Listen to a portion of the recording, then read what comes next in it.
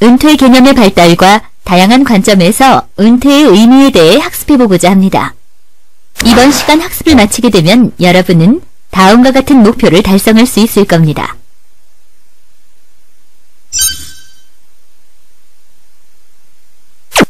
여러분, 아직 이른 이야기일 수도 있지만 우리는 인생에서 한 번쯤 은퇴를 경험하게 될 것입니다. 지금부터 다음의 사례를 읽어볼까요? 사례의 주인공은 자유의 관점에서 은퇴를 개념화하고 있는데요. 자유의 관점이란 어떤 측면을 강조한 것인지 사전 조사해 보도록 합시다.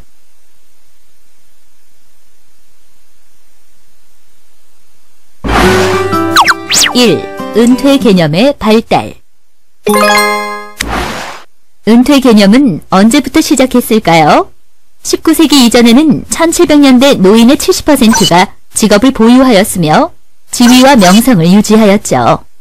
이후 노동조합이 생겨나고 젊은 노동자들은 고령 노동자들의 요구에 불만을 가졌고 더 많은 일자리와 더 높은 임금을 주장하게 되었죠. 경영진은 고령 노동자가 비용이 더 많이 든다는 점을 인식하고 은퇴를 젊은 노동자와 고령 노동자 사이의 긴장을 줄이는 방법으로 보게 되었죠. 그러다 보니 노동조합은 정년퇴직과 그들의 권리를 교환하기 위해 은퇴 제도를 도입하였습니다. 특히 1934년 6월 의회는 정년퇴직을 의무화하는 철도 퇴직 법안을 만장일치로 통과하였죠. 법안의 원래 취지는 퇴직으로 실업률을 낮추고 고참자를 우대하는 것이었습니다. 그렇지만 오히려 법안이 통과된 후 개인연금 제도가 없었던 당시 많은 노인들이 빈곤에 빠지게 되어 경제공황기에 노인들의 빈곤율은 급격히 상승했죠. 결국 노인들의 생활 조건은 매우 열악해지는 결과를 초래하였습니다. 은퇴자의 경제적 지위가 향상되는 법안이 통과되고 연금이 중요한 요인이 되며 노동자들이 기대하는 것으로 그려지는 은퇴의 시대가 1965년과 1980년 사이에 도래하였죠. 이때부터 은퇴는 강제적으로 요구되거나 불평등한 것이 아니라 평생 열심히 일하여 얻은 권리나 특권으로 이해되기 시작하였습니다. 한편으로는 나이에 따른 차별에 반대하는 단체들이 1978년에 정년퇴직 연령을 70세로 연장하는 법안을 통과시키고 1986년에 의무퇴직 정책을 불법화하는 법안을 마련하였습니다.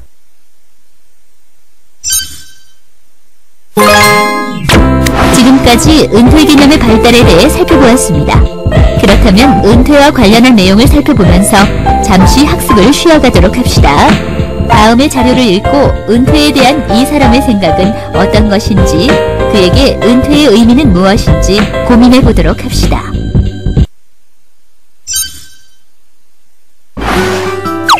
(2) 은퇴의 경제적 정의.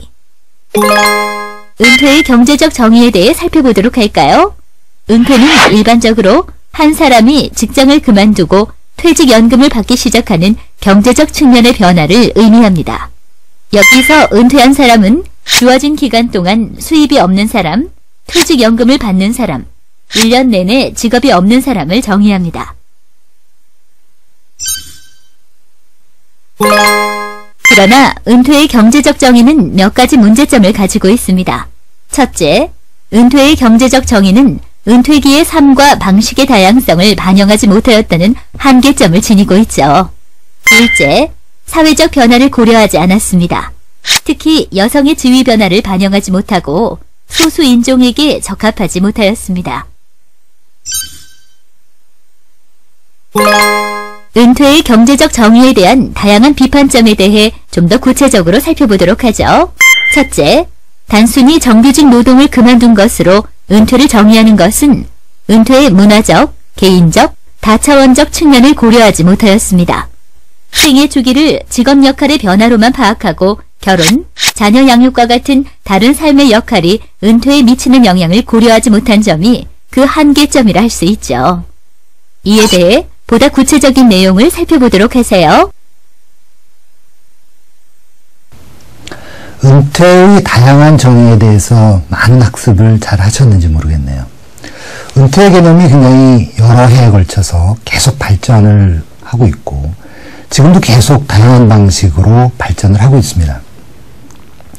은퇴의 경제적 정의가 뭐 사람들이 전월제 근무를 하는지 하지 않는지, 또는 은퇴연금을, 그러니까 연금을 받았는지 안 받았는지, 뭐 이런 데에 집중을 해서, 즉 경제적 상태에 집중을 해서 은퇴 여부를 판단하고 있는데, 이러한 그 은퇴에 대한 경제적 정의라는 것은 너무 단순하고, 또 은퇴가 갖고 있는 여러 가지 다른 문화적인 고려라든가 사회적인 고려를 하지 못하고 있다는 것 때문에 많은 비판을 받아오고 있습니다.